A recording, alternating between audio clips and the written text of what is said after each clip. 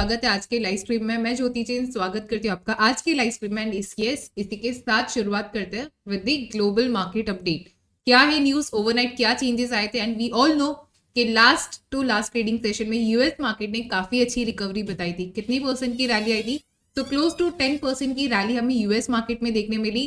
कुछ दो important updates आए and based on that we can see कि अगेन जितनी भी रैली थी वो सारी यहाँ पे फेड हो चुकी है। एंड ये फिलहाल डाउ जोन्स फ्यूचर्स जो है वो यहाँ पर नेगेटिव ट्रेड करा है। So what are the major updates?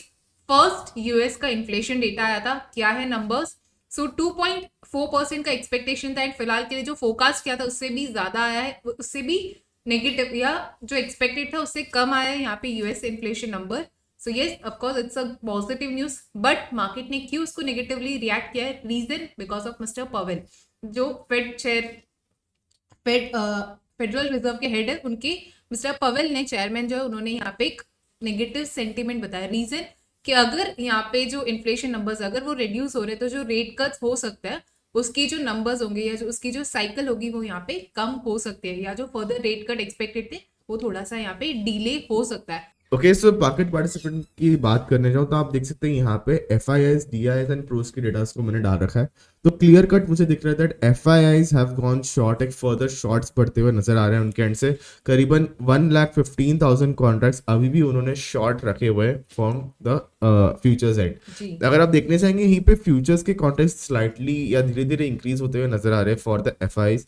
वहीं पे अगर आप प्रोस पे देखने जाएंगे तो प्रोस ने अभी भी एक कांस्टेंट पोजीशन रखा हुआ है ऑन द फ्यूचर्स। एंड वैसे ही कुछ वॉलेटिलिटी हमें इस पर्टिकुलर सेक्टर में देखने को मिल रही है काफी दिनों की। अगर बात करें 3 महीने से ही मैं कहना चाहती थी, लेकिन मैंने नहीं कहा, क्या थोड़े बहुत दिनों से आई वुड से स्टिल कि यहाँ पे वॉलेटिलिटी क्लियरली हमें देखने को मिल रही है इस पर्टिकुलर सेक्टर में। अगर इनके स्टॉक्स की बात करें तो यहाँ पे मैं देख पा रही हूँ वेरियस स्टॉक्स है। एक ही स्टॉक है जहाँ पे I can see a confirm bearish sentiment जिसने दिखाया है पिछले ट्रेडिंग सेशन में, दैट वाज विप्रो। वैसे तो सारे ही हमें यहाँ पे थोड़े बहुत डगमगाते हुए नजर आ रहे थे, लेकिन Wipro is that one particular stock जो वीक जोन में एक क्लोजिंग देता हुआ नजर आया। अपार्ट फ्रॉम दैट एक बुलिश सेंटिमेंट की बात करें तो यहाँ पे एक ही स्टॉक मुझे नजर आ रहा है, दैट इज डिक्सन, जो स्ट्रॉन्ग जोन में उसने एक क्लोजिंग दी है and for the last trading session. And clearly यहाँ पे वो वैसे ही कुछ बुलिश सेंटिमेंट पॉजिटिव संकेत यहाँ पे दिखाता हुआ नजर आ रहा है। एंड यहाँ पे स्वागत करते हैं हमारे पहले एक्सपर्ट का, Akhilesh sir has joined us. Good morning sir. तो 51,000 का अभी पुट जो है अभी नियरली मार्केट जो है 51,000 के आसपास ही है बैंक निफ्टी। तो हम इसमें 51,000 का जो है पुट ऑप्शन इसमें एक बाय करेंगे। Okay, yes sir. और लोअर साइड में हम देखेंगे तो 49,000 का दो पुट बाय करेंगे।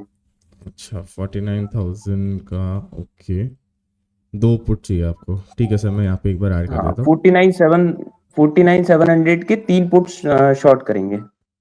49, ओके, 49,700 सर। 49 हाँ ओके ओके, ये 3 पुट शॉर्ट करेंगे हम। अच्छा, 1:2:3 वाला कर रहे हैं सर आप स्प्रेड? जी जी। ओके, तो यहाँ पे तो मैं इसमें होगा ये कि हमारा जो अपर साइड है 51,000 और लोअर में हमारा 49,700, ये हमारा लॉन्ग पुट स्प्रेड हो जाएगा। Right sir. और नीचे में जो फुट इसमें क्योंकि हमने 3 किए हैं 49,700 की, तो 49,700 और 49,000 का शॉर्ट पुट स्प्रेड हो जाएगा ये। ओके, तो सर बेसिकली देखा जाए तो व्यू जो बन रहा है on the bearish and he बन रहा है, यानी कि आपको एक्सपेक्टेशन है कि ये गिरता हुआ दिख सकता है इन द अपकमिंग टाइम। जी, अभी इस लेवल पे है मार्केट जो क्योंकि एक साइकोलॉजिकल लेवल भी है, और जैसा हमने पिछले ट्रेडिंग सेशन में भी बात किया था, तो करीब मार्केट में 50,700 का था लेवल उसमें। बाकी अभी ओपनिंग पे तो आया है पॉजिटिव उसमें। बाकी मुझे लगता है कि कहीं ना कहीं इसमें फिर भी आगे चलते इसमें गिरावट के ही चांसेस हो सकते हैं। तो अभी मुझे लगता है कि जो थोड़ा सा बियरिश सेंटिमेंट्स के साथ में इसमें चलें, और IB भी देखें तो थोड़ा इसमें वॉलेटिलिटी हाई है, तो इस वजह से जो है नेट हमारा सेलिंग इसमें रहेगा, तो हम प्रॉफिटेबल इसमें हो सकते हैं अगर थोड़ा बहुत भी मार्केट में करेक्शन आता है या थोड़ा स्टेबल होता है इस रेंज में। तो ठीक है सर, ओके, परफेक्ट है। तो सर इसमें हमें अगर टारगेट्स रखने, जैसे कि अभी के लिए जो स्प्रेड का मैक्सिमम हमें जो मिलने वाला है दैट इज करीबन कुछ, अगर एक्सपायरी तक हो तो हाँ सर बताइए। हाँ, एक्सपायरी तक देखें या फिर जो हमारा मिडिल लेग है इसमें 49,700 उसके आसपास आता है, तो थोड़ी कहीं बुकिंग करें। कम से कम 3-4 ट्रेडिंग सेशन तो हमें इसमें वेट करना होगा क्योंकि हमारा नेट इसमें सेलिंग साइड में है, ऑप्शन के हम सेलर हैं, तो थोड़ा तो वेट इसमें करना होगा अभी। Long So, like I said, no, not at this current future price. If you have to take a trade, you have to wait at least for the day's high to be broken, okay and which is around 22,875 odd levels. Right And if that gets broken, then a move towards uh, 23,000 levels is possible. Perfect. So, sir, if one has to create any position, if Nifty breaks the day high, so what can be the strategy? A simple long call or any other strategy one can deploy for the intraday? I wouldn't do options based strategies here. I mean, if buying options is not a right thing to do because VIX is high right now, Right. and option prices, the premiums are also high. If Nifty range suddenly contracts, even if Nifty goes up, your call prices will not move up. Right. So better to go with futures and buy puts to hedge your positions. So, can we say protective put can be the ideal strategy for intraday? Right. That is correct. That is correct. Okay so for our viewers sir ने यहाँ पे multiple insights दिए हमने शुरुआत की थी with the weekly time frame जहाँ पे हमने देखा कि अभी भी जो निफ्टी पे व्यू है अभी भी उन्होंने उसने सर्टेन लेवल्स ब्रेक नहीं किए तो सेल ऑन राइज की स्ट्रैटेजी होगी if we consider weekly time frame then हमने देखा डेली टाइम फ्रेम पर जहाँ पे अभी भी वीकनेस यहाँ पे चार्ट्स पे दिखाई दे रही है बट अगर हम बात करें 15 मिनट्स के टाइम फ्रेम की यहाँ पे थोड़ा सा स्ट्रेंथ दिखाई दे रहा है निफ्टी में तो तीनों ही टाइम फ्रेम यहाँ पे डिफरेंट पिक्चर्स शो कर रहे हैं तो इसी को ध्यान में रखते हुए फिलहाल निफ्टी पे पोजिशनली कोई ट्रेड्स नहीं लेंगे बट अगेन इंट्राडे के लिए सर ने यहाँ पे कंडीशनल एंट्री दिया कि जैसे ही डे हाई यहाँ पे ब्रेक होता है तो निफ्टी में आप एक प्रोटेक्टिव पुट की स्ट्रैटेजी डिप्लॉय कर सकते हो Just to add to the Indigo trade, if you are carrying it overnight, then don't rely on the just a stop loss. You definitely need to buy a put to carry it overnight. Okay. And if you are carrying it overnight, then the recommendation is to buy the 5100 put. Okay, so can we make it protective put? Yes. Okay. This So is we only if you are carrying it overnight. Yeah. Perfect. So I'll quickly add one more leg. And futures के साथ हम यहाँ पे एक put option भी bye कर लेंगे जिससे एक प्रोटेक्टिव पुट की स्ट्रैटेजी डिप्लॉय हो जाएगी सर स्ट्राइक प्राइस हम क्या सिलेक्ट करेंगे for protective put 5100. 5100 perfect and target and stop loss अभी भी इंटैक्ट होगा राइट Yes. परफेक्ट तो इसी के साथ हम प्रोटेक्टिव पुट की स्ट्रैटेजी भी यहाँ पे डिप्लॉय कर देंगे इंडिगो के स्टॉक के लिए एंड अगर मार्केट की बात करें तो फिलहाल के लिए थोड़े से जो पॉजिटिव सेंटिमेंट मार्केट में मॉर्निंग से बने हुए थे फिलहाल के लिए वही नजर आ रहे हैं बट इसी के साथ साथ अगर मैं यहाँ पे बात करूं बेरिश सेंटिमेंट की तो मार्केट के मॉर्निंग में दैट वाज नेग्लिजिबल बट फिलहाल के लिए थोड़े बहुत खुद को सस्टेन कर रहे हैं अभी इसी दौरान अगर एचडीएफसी बैंक की बात करें जो कि एक हैवी वेट है सो एचडीएफसी बैंक फिलहाल के लिए नजर आ रहा है in the long built up along with the Reliance so ये दोनों ही स्टॉक मार्केट को थोड़ा सा पॉजिटिव साइड पे बनाए हुए हैं ग्लोबल लेवल पे देखें तो obviously India is well placed because of the US China tariff effects तो जी। इंडिया पे अभी भी उतना लेवल का इम्पैक्ट नहीं होगा राइट क्योंकि चाइना पे अगर ज्यादा है तो again manufacturing sector the sectors which obviously जिनको चाइना के साथ कंपटीशन है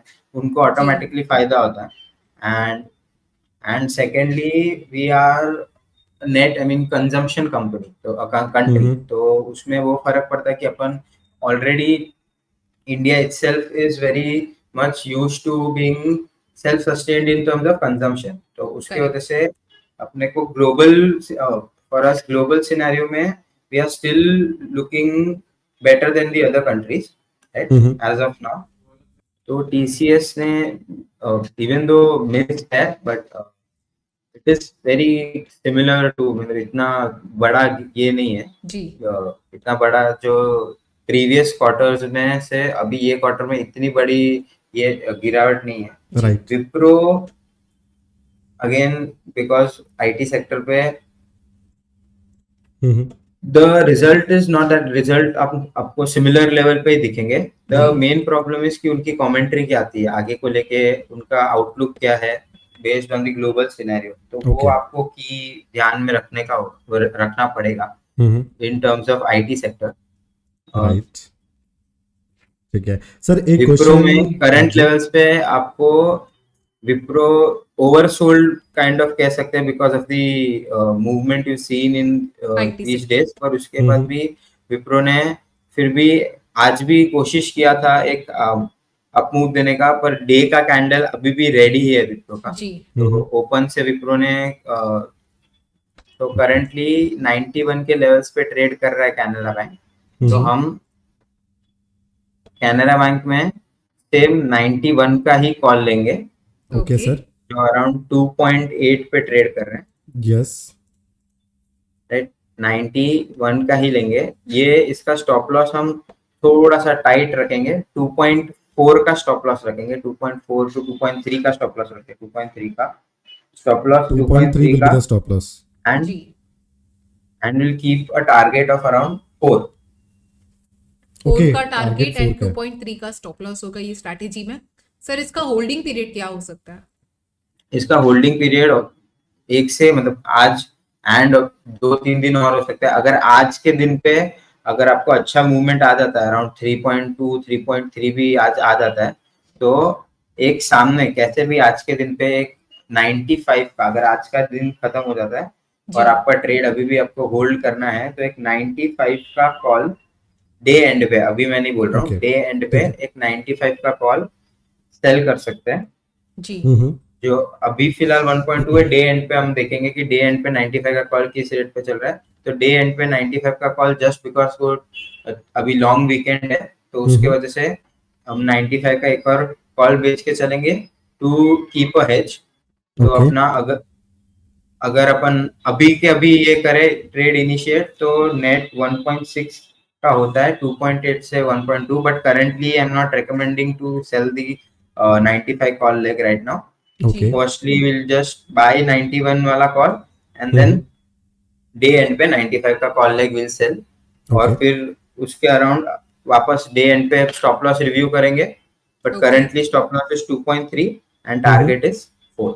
ओके सर, डन। सो मैंने आपकी जो स्ट्रेटेजीज को सेव कर दिया है। अप्रॉक्स अगर M2M में बात करें तो 7,700 का एक टारगेट बन रहा है विद स्टॉप लॉस ऑफ 3,300। सो 1:2 से ऊपर की काफी बेहतरीन रिस्क रिवॉर्ड रेशियो आपको मिल रहा है इस स्ट्रेटेजी के साथ।